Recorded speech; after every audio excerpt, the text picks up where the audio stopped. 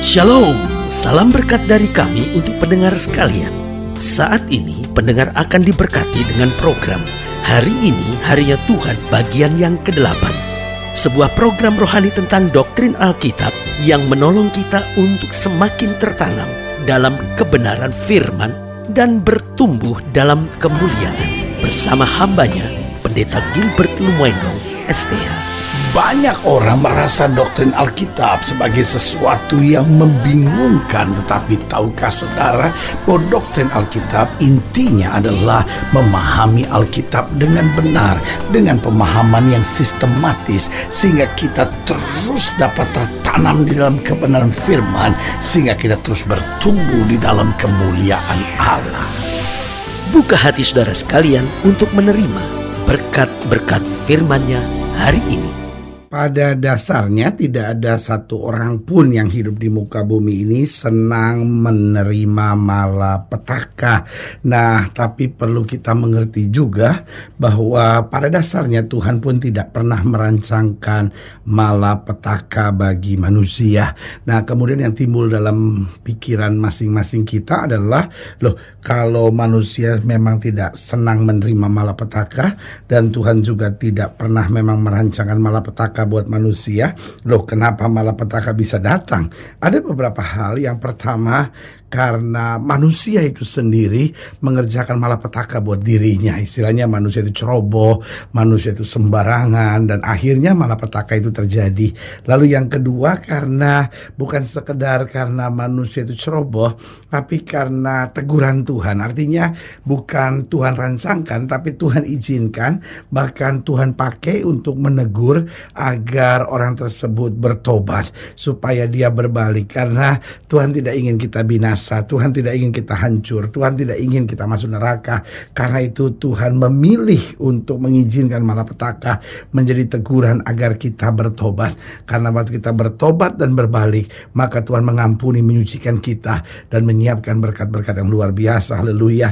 Yang selanjutnya, kenapa malapetaka bisa datang? Bukan hanya karena kecerobohan manusia, bukan hanya sekedar karena keteguran Tuhan, tapi juga seringkali merupakan panggilan Tuhan agar kita kembali ke jalan Tuhan. Karena mungkin kita sudah begitu melupakan Tuhan. Tadinya kita sudah menyiapkan diri untuk melayani Tuhan, tadinya kita sudah melakukan komitmen untuk hidup sepenuhnya buat Tuhan.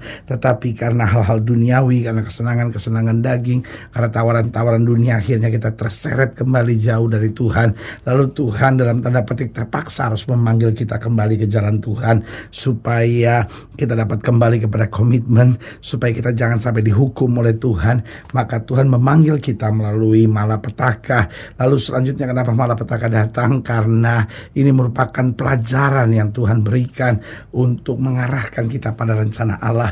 Karena mungkin jalan kita sudah mulai melenceng, karena mungkin jalan kita sudah mulai berbahaya, dan Tuhan mulai memberikan pelajaran dengan mengizinkan malapetaka. Tujuannya baik, supaya kita kembali ke rencana Allah. Karena waktu kita kembali ke rencana Allah, di situ kita mendapatkan damai sejahtera. Saudara mungkin sudah mendengarkan program ini dan sudah sedang lari dari rencana Allah, sehingga yang terlihat hari-hari ini kok malapetaka demi malapetaka terjadi. Jangan keraskan hati saudara, biarkan Tuhan kembalikan sudah pada rencana Allah yang semula.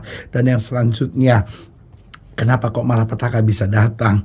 Karena ini merupakan pemrosesan Tuhan agar kita makin sempurna. Bukannya kitanya yang berdosa, bukan kitanya nggak benar, bukan kitanya ceroboh, tapi memang Tuhan izinkan untuk apa? Untuk proses hidup kita, agar kita makin hari makin sempurna, makin hari makin menjadi seperti Kristus. Haleluya. Selamat datang dalam program kita Hari Ini Harinya Tuhan, sebuah program rohani yang kembali mengingatkan kepada kita betapa pentingnya kita menjadikan firman Tuhan sebagai dasar keseharian hidup kita.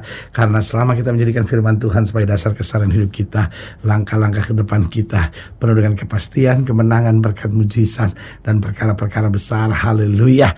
Dan dalam program ini kita memang sedang membahas tentang datangnya malapetaka. Karena memang Tuhan tidak pernah merancangkan malapetaka, tetapi kadangkala Tuhan dalam tanda petik terpaksa harus mengizinkan malapetaka demi kebaikan kita. Nah, saudaraku yang kasih dalam Tuhan, dalam program tentang pembahasan tentang datangnya malapetaka, kita mau sama-sama belajar dari Yeremia pasal 11. Yeremia pasal 11 mulai dari ayat yang ke-9. Yeremia pasal 11 ayat yang ke-9 mulai. Yeremia pasal 11 ayat 9 sampai ayat yang ke-17. Saya membacakan buat setiap pendengar sekalian. Yeremia 11 ayat 9 sampai 17, demikianlah firman Tuhan.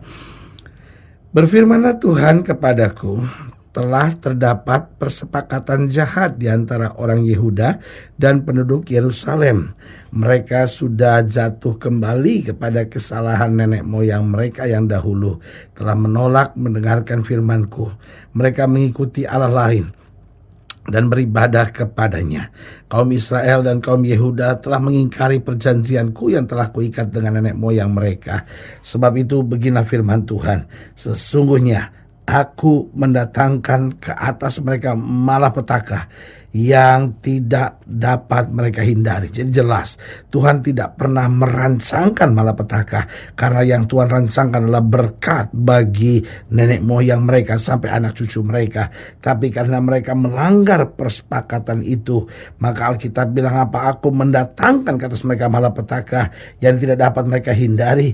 Dan apabila mereka berseru-seru kepadaku, maka aku tidak akan mendengarkan mereka. Dan biarpun kota-kota Yehuda dan penduduk Yerusalem pergi berseru-seru kepada para Allah yang mereka sembah dengan korban bakaran, tapi Allah itu sama sekali tidak dapat menolong mereka pada waktu mereka ditimpa malapetaka. Sebab seperti banyaknya kotamu, demikianlah banyaknya para allahmu hai Yehuda, dan seperti banyaknya jalan di Yerusalem, demikian banyaknya mezbah yang kamu dirikan untuk pembakar korban kepada Baal. Adapun engkau, janganlah engkau berdoa untuk bangsa ini, dan janganlah naikkan permohonan dan doa untuk mereka, sebab aku tidak akan mendengarkan pada waktu mereka berseru kepadaku karena malapetaka mereka. Ayat 15. Apakah lagi urusan kekasihku di dalam rumahku? Bukankah ia sudah melaksanakan rancangan-rancangan yang jahat? Dapatkah nazar-nazar dan daging yang suci melewatkan malapetaka daripadamu, sehingga kemudian kau dapat beria-ria? Ayat 16. Pohon zaitun yang rimbun elok dipandang mata, pernah Tuhan menamai engkau, tetapi dengan bunyi keributan yang hebat ia menyalakan api pada daun-daunnya, sehingga ranting-rantingnya terbakar. Ayat 17. Tuhan semesta alam yang telah membuat kau tumbuh telah menentukan malapetaka atasmu karena kejahatan yang telah dilakukan oleh kaum Israel dan kaum Yehuda untuk menimbulkan sakit hatiku dengan membakar korban kepada Baal. Lihat saudaraku yang kasih dalam Tuhan, Tuhan menyatakan sakit hatinya kepada bangsanya. Kenapa? Karena bangsa ini telah memberi persembahan kepada Baal. Mereka telah mempersembahkan korban kepada Baal. Mereka menduakan Allah yang mengasihi mereka, yang membela, yang menyertai mereka. Kemudian Tuhan berkata, aku mendatangkan malapetaka. Kenapa Tuhan mendatangkan malapetaka? Agar mereka bertobat, agar mereka kembali, agar mereka lepaskan segala kebodohan ini. Pertanyaannya, siapa yang tidak akan dapat ditimpa oleh malapetaka? Jelas dari sini kita bisa melihat bahwa rancangan Allah dari mulanya bukan malapetaka tapi berkat. Sehingga siapa yang tidak akan ditimpa malapetaka? Yang pertama, orang yang menjaga komitmennya benar dengan Tuhan. Saudaraku yang kasih dalam Tuhan, orang yang memegang perjanjian dengan Tuhan. Sekali saya hidup buat Tuhan, selama-lamanya Tuhan segala-galanya buat hidup saya. Saudaraku yang kasih dalam Tuhan, dia tidak akan pernah ditimpa malapetaka. Alkitab bilang 1.000 boleh rebah di sisi kirimu, 10.000 boleh rebah di sisi kananmu, tapi itu tidak akan menimpamu.